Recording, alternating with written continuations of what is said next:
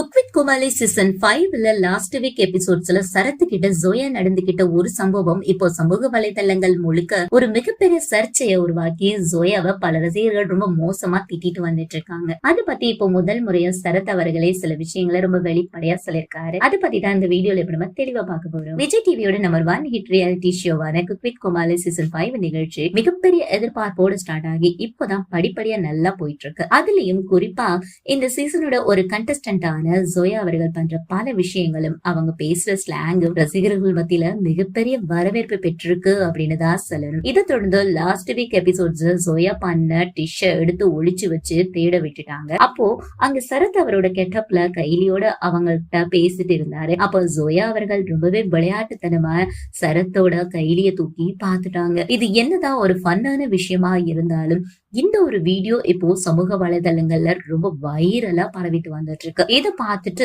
பல ரசிகர்கள் இதுவே ஒரு ஆண் ஒரு பெண் கிட்ட எப்படி பண்ணிருந்தா இந்நேரம் அவனுக்கு பல கெட்ட பேரை சொல்லி அவனை ஒரு பலி பண்ணிருப்பாங்க. ஆனா அதுவே இப்போ ஒரு பெண் பண்ணதுனால யாருமே எதுவுமே சொல்லாம வெறும் காமெடியா மட்டும் பார்த்துட்டு கடந்து போறாங்க.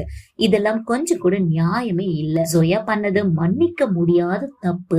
அவங்களோட இன்னசென்ட்ட தப்பான வழியில யூஸ் பண்றாங்கன்னு சொல்லி ஜோயாவை இப்ப பல ரசிகர்கள் கடுமையா திட்டிட்டு வந்துட்டு இருக்காங்க. இந்த நிலையில இப்போ இது பத்தி சரத் அவர்கள் என்ன சொல்லிருக்காங்கன்னா, குக் வித் கோமாளில நான் வர்ற ஒவ்வொரு எபிசோடுமே என்னால எவ்வளவு பெஸ்டா காமெடி பண்ண முடியுமோ அதை பண்ணுவேன்.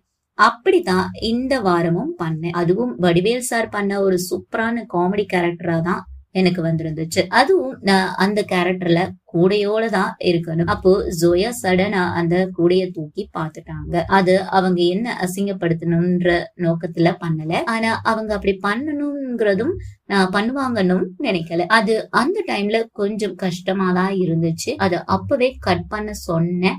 ஆனா அத டெலிகாஸ்ட் பண்ணிட்டாங்க. இப்போ அது ரொம்ப வைரல் ஆகி ஜோயாவை பல பேர் திட்டிட்டு வரீங்க. இது எந்த அளவுக்கு போகும்னு நான் நினைச்சு கூட பார்க்கல. அதே மாதிரி எனக்கு பல பேர் சப்போர்ட் பண்ணீங்க. அது எனக்கு ரொம்ப நிகழ்ச்சியா இருந்துச்சு அப்படின்னு சொல்லி முடிச்சிருக்காரு. சோ இந்த வீடியோ பார்த்துட்டு இருக்க நீங்க சரசல் இருக்கிற இந்த விஷயத்த பத்தி ஜோயா பண்ணத பத்தியும் நீங்க என்ன நினைக்கிறீங்க அப்படின்னு உங்களுடைய கருத்துக்களை கீழே உள்ள கமெண்ட் செக்ஷன்ல ஷேர் பண்ணுங்க. இந்த வீடியோ பிடிச்சிருந்தா லைக் பண்ணுங்க, ஷேர் பண்ணுங்க. மேலும் இது போன்ற பல முக்கியமான செய்திகளை தெரிஞ்சுக்க நம்ம தமிழ் 360 சேனலை மறக்காம சப்ஸ்கிரைப் பண்ணுங்க.